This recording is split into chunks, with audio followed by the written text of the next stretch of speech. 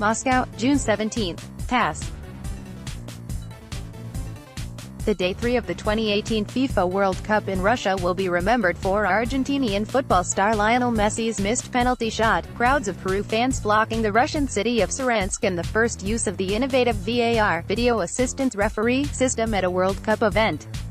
Saturday's Argentina vs. Iceland game was among the most anticipated group stage events, with tickets sold out completely already in early spring.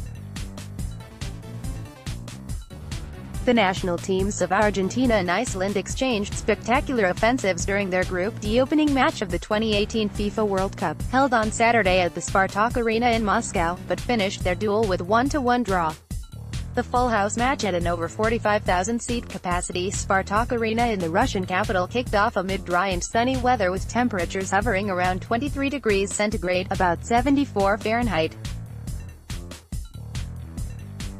Argentina's striker Sergio Aguero was the one to open the score on the 20th minute of the match, putting his team ahead of Iceland at 1-0. However, 3 minutes later, Iceland did surprise the football fans around the globe as their offensive burst resulted with a netter from forward Alfred Finnbogason, who tied the score at 1-1. The attention focused on Argentine star forward Messi. He was widely expected to be the hero of the game, but missed a penalty kick in the middle of the second half, and the game ended in a draw.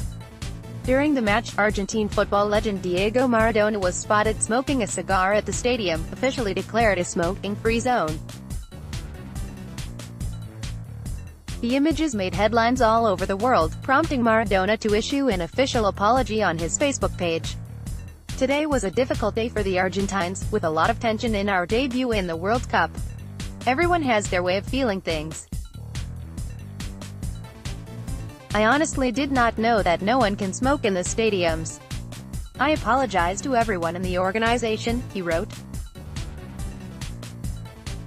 VAR comes to rescue French team. The French national squad is seen as one of the frontrunners of the current championship. 2 years ago, the team was the runner-up of the UEFA European Championship and has since further improved its performance.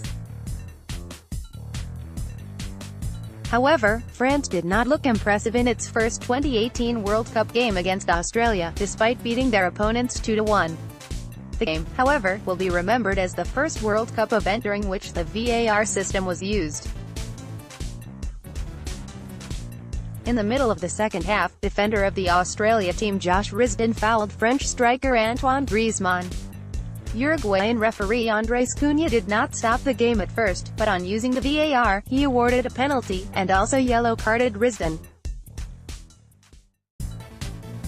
Griezmann converted a penalty kick at the 58th minute. A few minutes later, the French defender Samuel Umtiti committed a handball in his own box, and the referee awarded a penalty to the French team. Michael Jedinak converted a penalty kick at the 62nd minute. On the 81st minute, Paul Pogba scored the winning goal. Red-White Festival in Saransk. The national squad of Peru returned to the World Cup after a 36-year pause, the longest among all the 32 participants of this year's tournament. No wonder that thousands of Peru fans came to Russia to support their team in its first game, held in the Volga area city of Saransk. About 13,000 tickets to the Peru vs. Denmark game were bought by fans from Peru, and only about 1,000 by Danish citizens. On the day of the game, red and white flags of Peru could be seen not only near the stadium, but also on the opposite end of the city, where the national team's training base has been set.